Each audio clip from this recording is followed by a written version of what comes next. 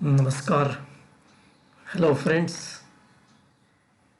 We will take up the next lot of verses from chapter 2 of Bhagavad Gita today. Verses 48 to 51 of chapter 2.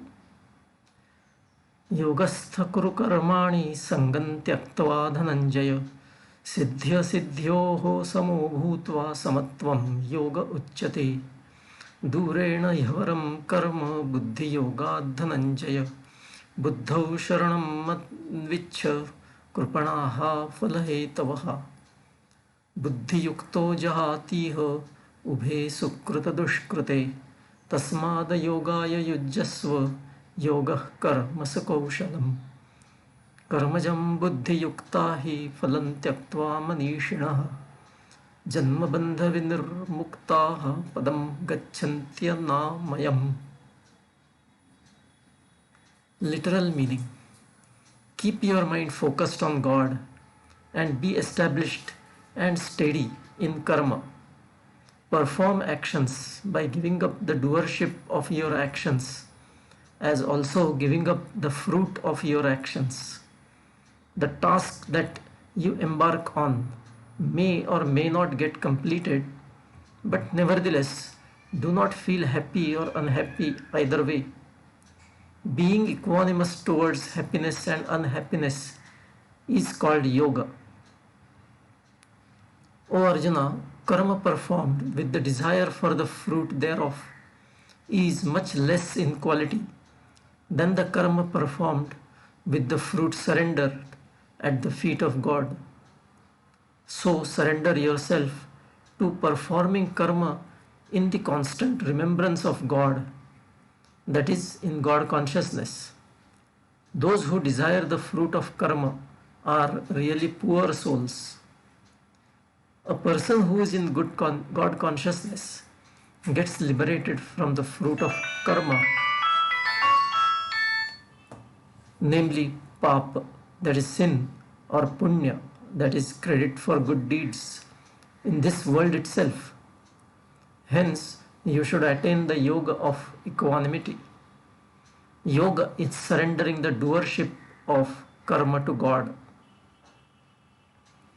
Therefore, people who attain equanimity acquire wisdom, give up expectations and hopes, get liberated from the binding with birth and death, and attain the blissful destination of Parabrahman. Now, practical insight. We are exhorted to give up doership. In other words, we should not think that I did this or that and hence I deserve such and such fruit of my action. We should believe firmly that it is the divine acting through me for a divine purpose and not for any gain to myself. As regards the exhortation not to take the doership of any action, many people wonder if it means we do not have to bother about whatever we are doing because we are not the doer. So they ask, shouldn't a murderer be condoned because he is not the doer of the murder? Now, this is a rather distorted and incorrect interpretation of this exhortation. The exhortation should correctly be interpreted as follows. We are responsible in a worldly sense for the actions taken by us. So, if the world has a law to punish a murderer, the murderer is the doer of the murder in the eyes of the world, and as such, he has to suffer the consequences.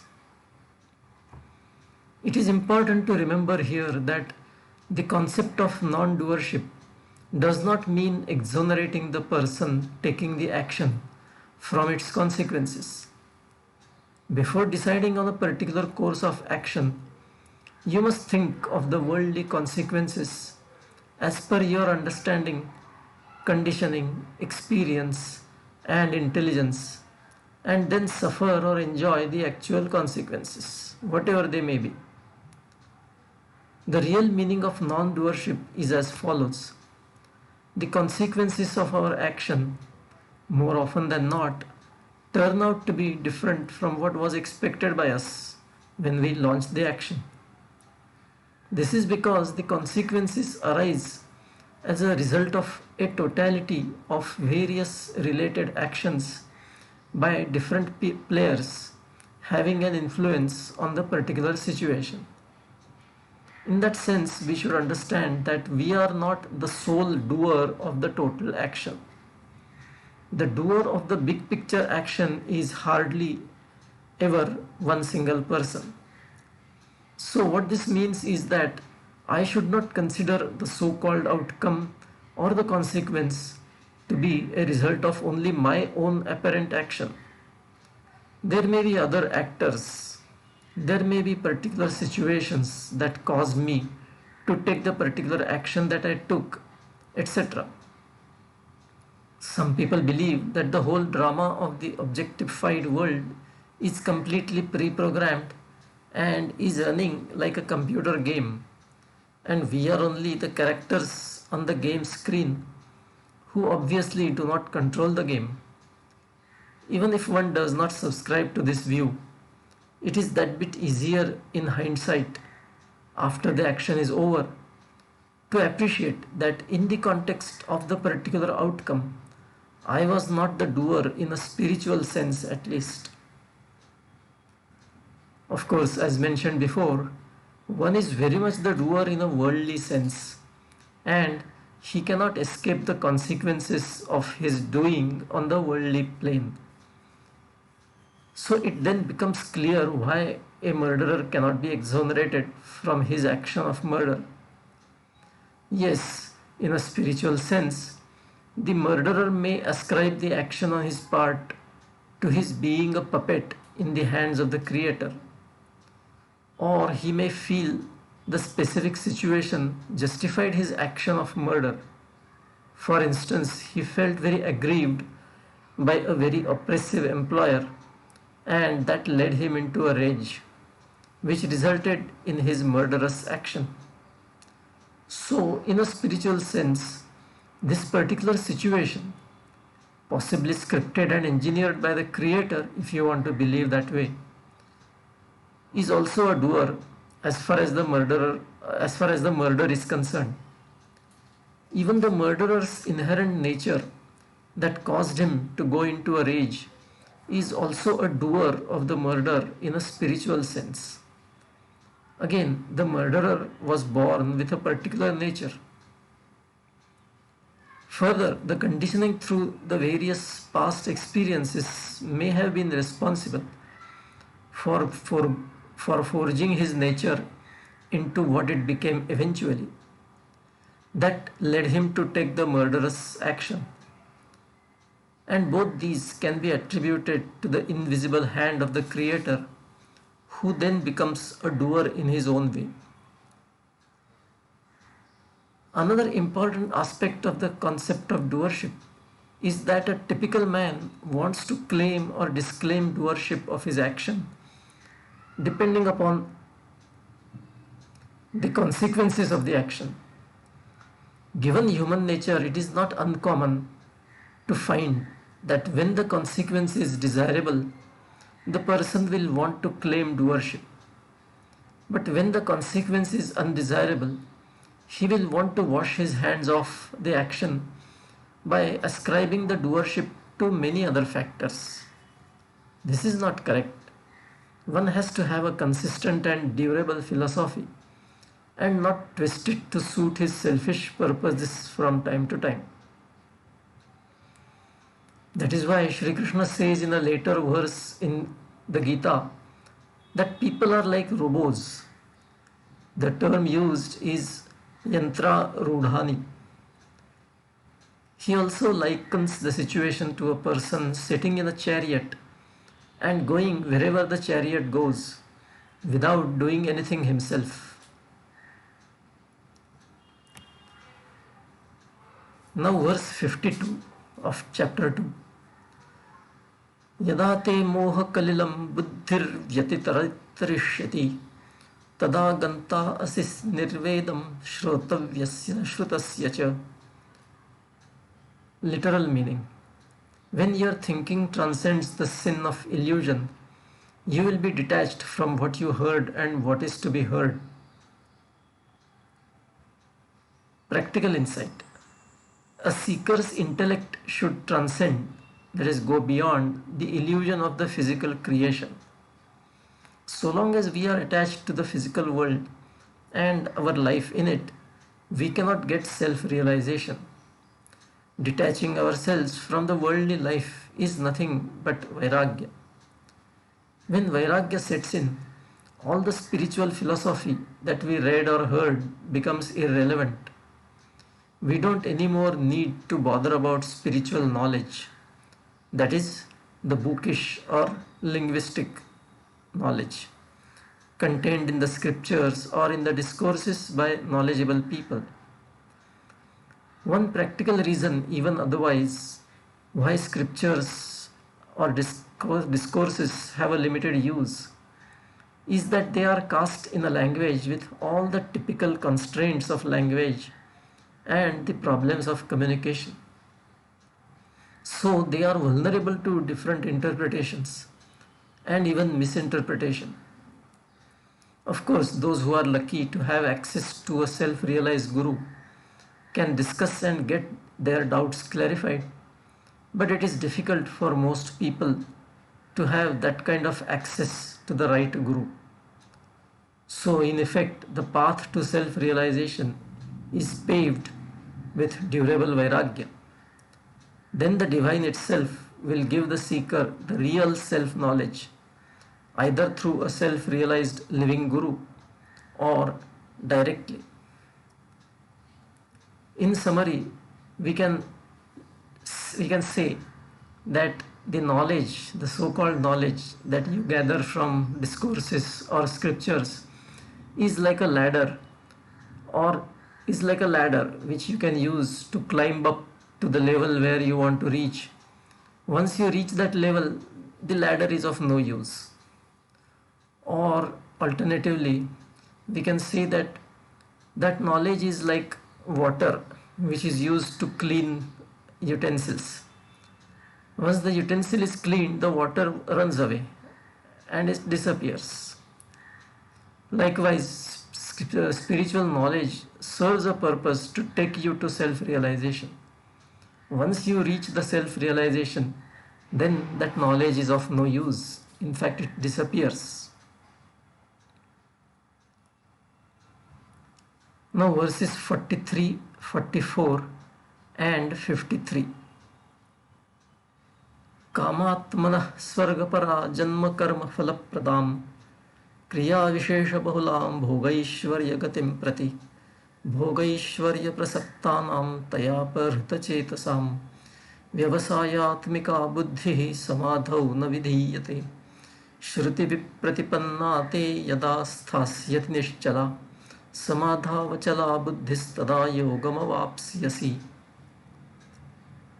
Literal meaning: those people who are more keen on enjoying sense pleasures and whose only intention is to get to heaven act for getting sense pleasures and worldly riches in accordance with what Vedas tell, which consists of performing lots of karmas and which culminate in birth and karmas.